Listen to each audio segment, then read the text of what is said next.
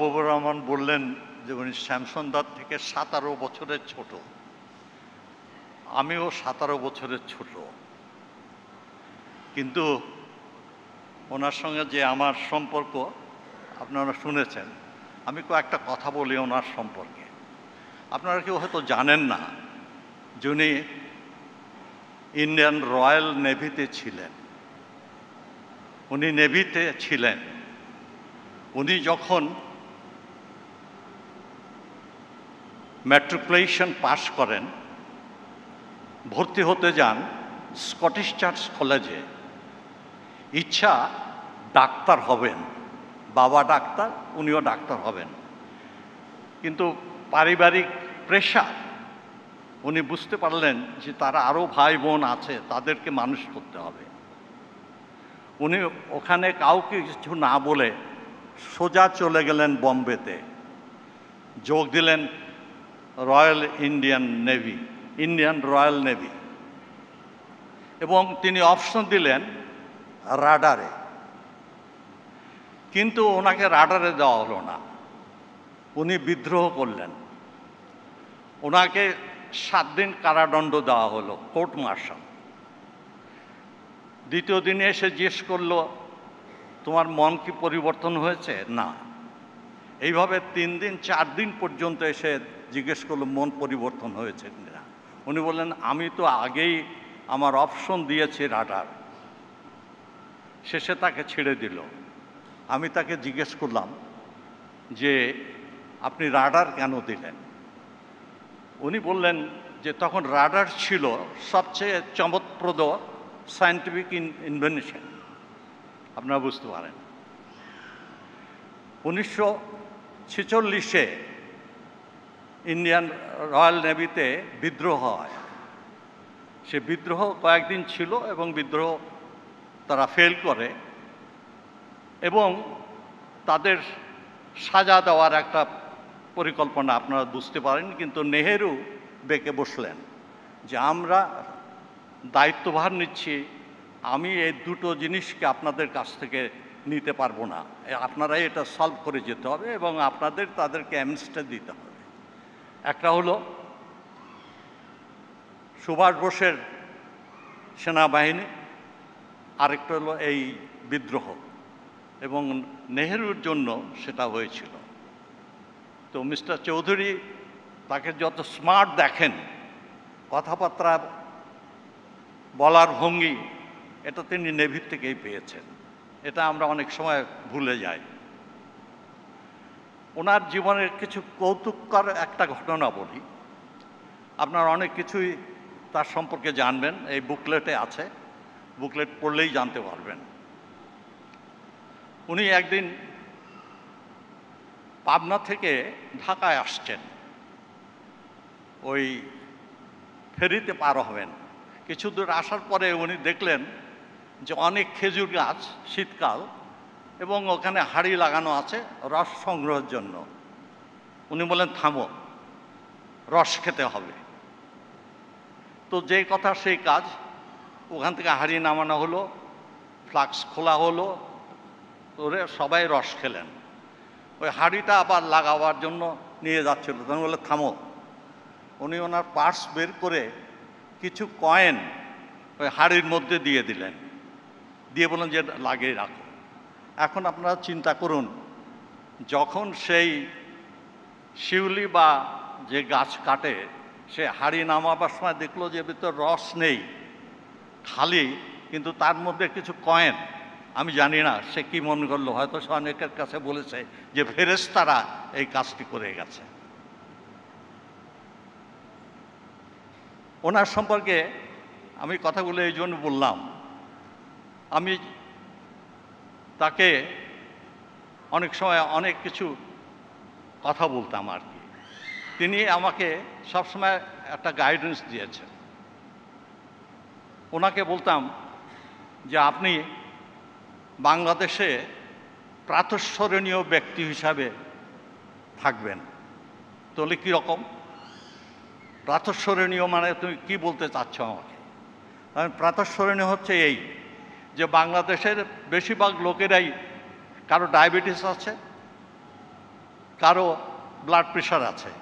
সুতরাং সকালবেলায় তারা যখন উঠবে, নাস্তা করবে, তার সঙ্গে সঙ্গে আপনার স্কয়ারের ওষুধ খাবে, তখন আপনাকে স্কয়ারকে মনে করবে। সুতরাং আপনি একজন প্রাতঃস্মরণীয় ব্যক্তি হবেন। ওনার জীবনের যে মোড়টা নিয়েছিল সেটা হলো, উনি তখন কেবলমাত্র ওষুধের কাজ করেছেন, স্কয়ার ফর্ম হয়েছে। সেই সময় তিনি অস্ট্রেলিয়া গেলেন।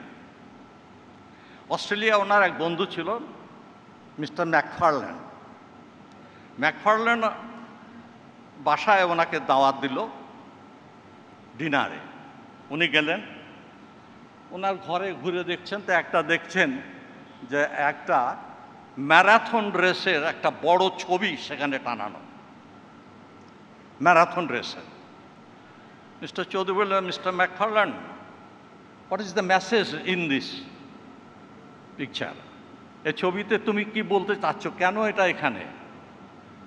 তখন ম্যাকফারল্যান্ড বললেন, ওটা তোমার জন্য, তোমার জন্য এটা।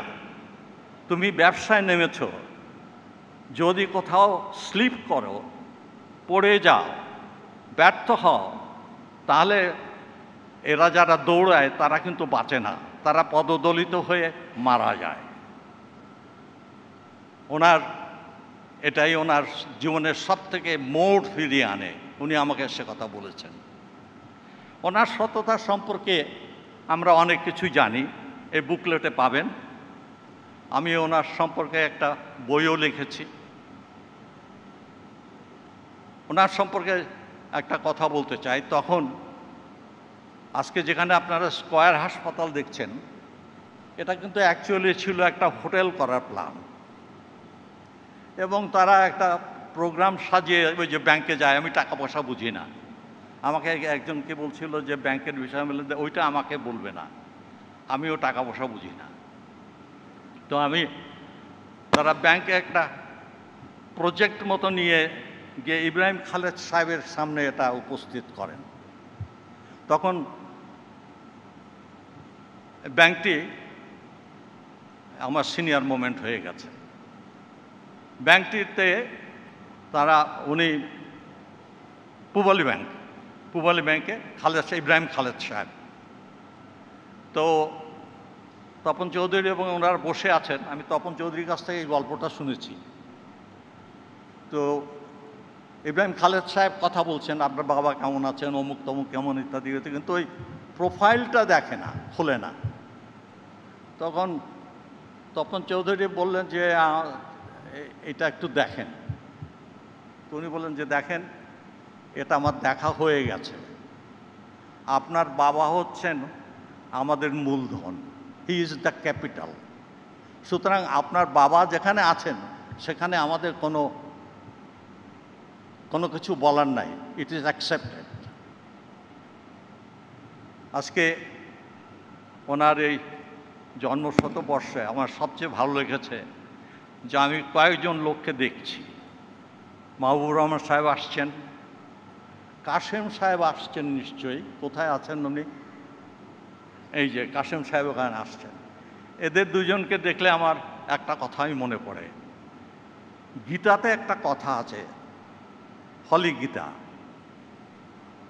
যে কে তোমার সব থেকে বড় বন্ধু? তার উত্তরে হচ্ছে যে রাজোদ্ধারে, দুর্দিনে, দুর্ভিক্ষে এবং শ্মশানে যে তোমাকে অনুসরণ করে, সেই তোমার সবচেয়ে বড় বন্ধু। এই দুজনকে আমি দেখেছি, মাহবুবুর রহমান সাহেবকে, কাশেম সাহেবকে। উনি সবানুভব করেছেন এবং সবসময় রয়ে গেছেন। আমি তাদের কথা না বলে পাচ্ছি না।